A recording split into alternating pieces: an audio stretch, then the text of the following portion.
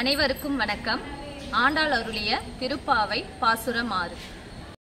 புல்லும் சிலம்பினக்கான் புல்லரையன் கோயிலில் வெள்ளை விழிச்சங்கின் பேரரவம் கேட்டிலையோ, பில்லாய் எழுந்திராய் பேய்முலை நஞ்சுண்டு கள்ளச்சகடம் கழக்கழிய காலொச்சி வெள்ளத்தரவில் துயிலமர்ந்த வித்தினை உள்ளத்து கொண்டு முனிவர்களும் யோகிகளும் மெல்ல எழுந்து அரி என்ற பேரரவம் உள்புகுந்து குளிர்ந்தேலோ ரெம்பாவாய்.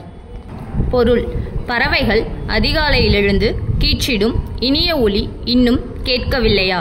கருடனை வாகனமாக கொண்ட எம்பிரானின் கோயிலில் வெள்ளை நிற சங்குகள் எழுப்பும் முழக்கம் காதில் விழவில்லையா?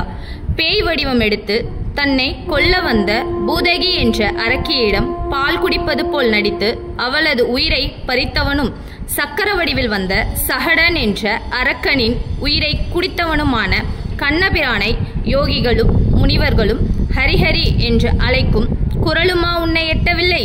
உடனே எழுந்து இவற்றையெல்லாம் கேட்டு உள்ளம் குளிர்வாயாக.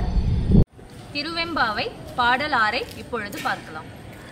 மானே நீ நென்னலை நாளை வந்துங்களை நானே எழுப்புவன் என்றலும், நானாமே போன திசை பகராய் இன்னம் புலர்ந்தின்றோ, வானே நிலனே பிறவே அறிவறியான் தானே வந்தெம்மை தலையளித்து ஆட்கொண்டருளும், வான்வார் கழல்பாடி வந்தோர்க்குள் வாய்த்திரவாய் ஊனே உருகாய் உனக்கே உறும் எமக்கும் ஏனோர்க்கும் தங்கோனே பாடேலோர் எம்பாவாய்.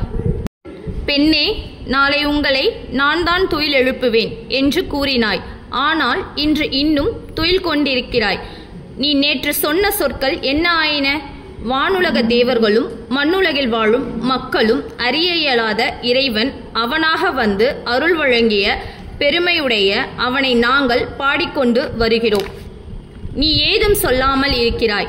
அவனை பாடி உருகாமல் இருக்கிறாய். இது உனக்கே நன்றாக இருக்கிறதோ? எல்லோருக்கும் தலைவனாகிய அவனை நீ பாட வேண்டும்.